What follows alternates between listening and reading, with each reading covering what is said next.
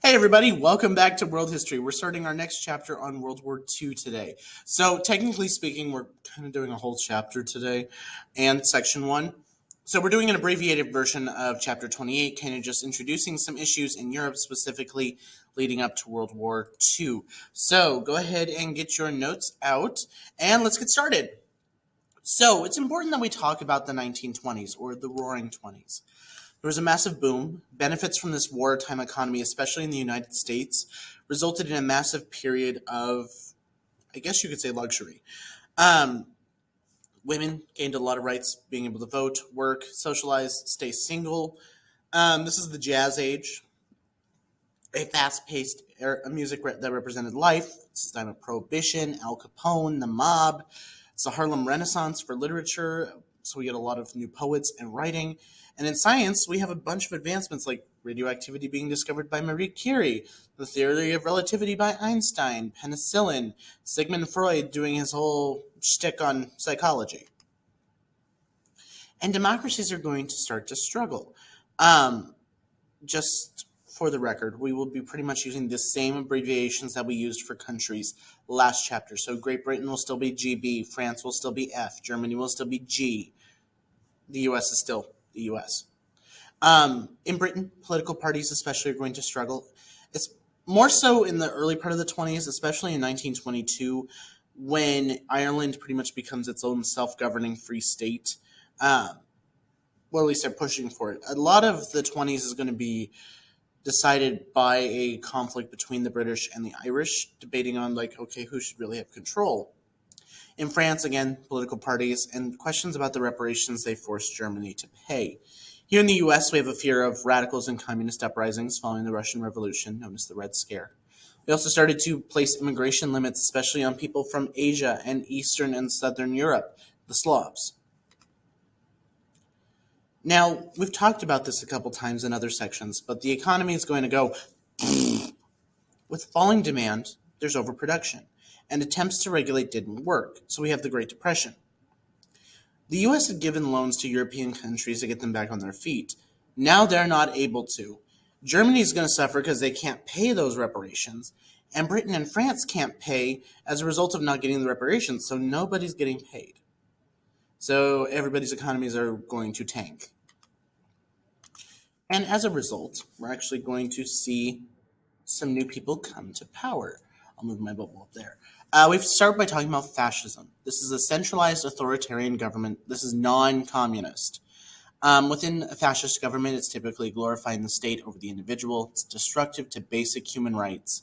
Nationalism is taken to a point of blind loyalty, to the point that you are so proud of your country you do not even notice the bad things they are doing. Aggressive foreign expansion, and a strong and stable government. A lot of people in Italy especially were mad because they didn't get all that was promised. They weren't given that land and they weren't given any money.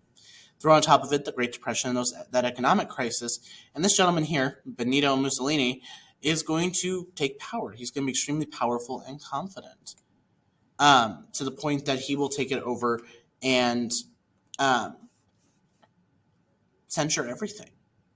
Now, moving on to the Soviet Union, we've talked about Stalin a little bit briefly back in chapter 26 when we killed off Lenin.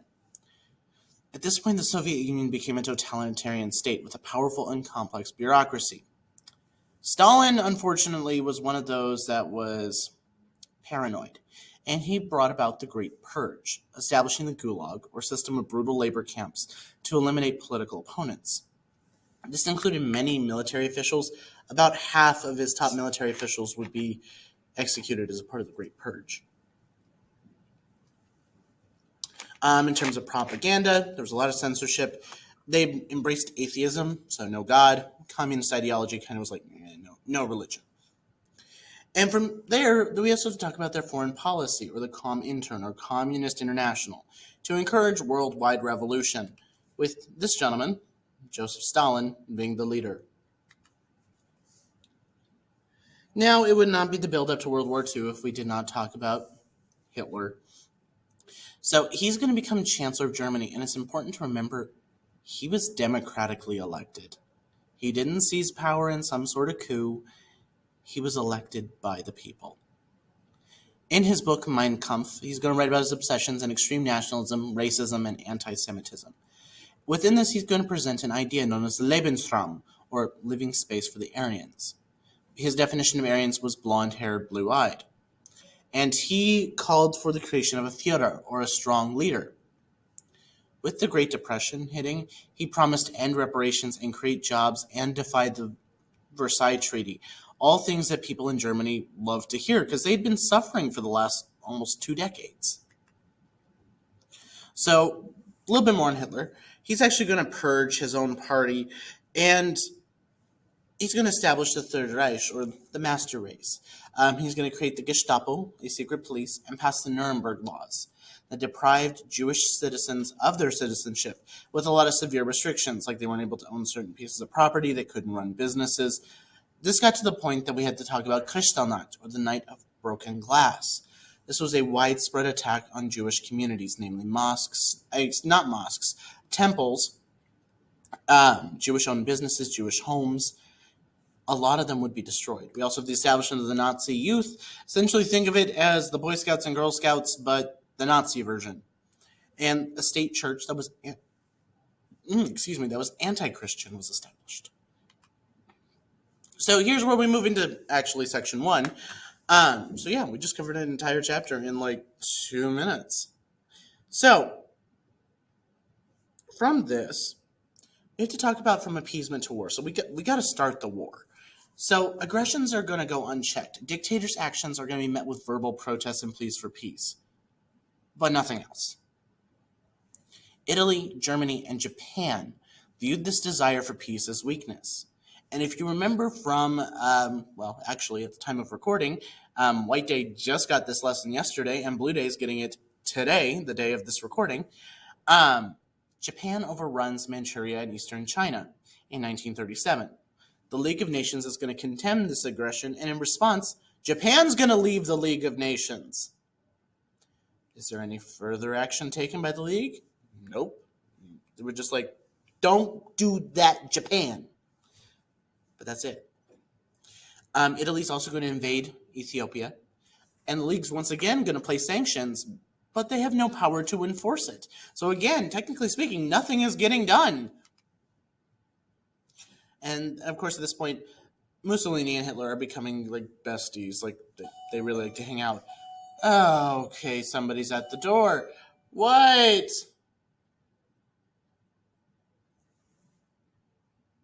Well, it's not a teacher, so they would just unlock the door. I probably just got ding-dong ditched, so whatever. If it was important, they'll come back. So Hitler goes up against the Treaty of Versailles. Germany hates this treaty. In response, they built up their military, which they weren't supposed to do. They sent their troops into the demilitarized Rhineland, this section right here, which they weren't supposed to do. So they've now broken 2 parts of the treaty. But both sides are going to start, Britain and France primarily, are going to embrace a policy known as appeasement, or giving in to the demands of an aggressor in order to keep the peace. It's essentially like, okay, fine, you can have it, just don't do anything else. Your reading packet today that you're going to do after notes will help explain this a little bit more. So here's a good way of depicting appeasement. He's just literally walking right over their backs as they get more and more. So, one click too many. So why appeasement? France couldn't challenge Hitler without Great Britain, and Great Britain had no desire to confront them. They were not in the mood for a war. Hitler was justified against the Treaty of Versailles, and in the eyes of France and Britain, fascism was less of a threat than communism. Think about that for a second. A totalitarian state was feared less than communism. From this, we also have to talk about the idea of pacifism, or an opposition to all war. This was really the track that Britain had taken, and same with the United States. We did not want to get involved in another war. We're like, no, not interested, no thank you. So the U.S. is going to sign the Neutrality Acts, an attempt to stay out of the war. Now, the Axis powers, or as we call it, the Rome, Berlin, Tokyo axis, is an alliance between Italy, Germany, and Japan. Initially, they were against Soviet communism, and supported territorial expansion at the cost of everybody else. At the same time, Spain's going to collapse into a civil war, with Francisco Franco, a conservative general, leading a revolt supported by the fascists and the nationalists of Germany and Italy, versus the loyalists. These are your communists, your socialists, and your democratic people, supported by the Soviet Union and basically everybody else. In this, we have to talk about the Guernica, or the German air raid. This is an atrocity. It was an experiment to test new planes, but Franco's forces and the Germans used this as a way to see what would happen with the new planes and new toys they had made, and dropped a ton of bombs. There's Franco. So German aggression is going to continue. They wanted all German people to be in the Third Reich, and they wanted living space for Germany in Europe, that Eastern Europe, that Lebensraum, and that the Aryan race was superior, and that they had the right to conquer inferior peoples.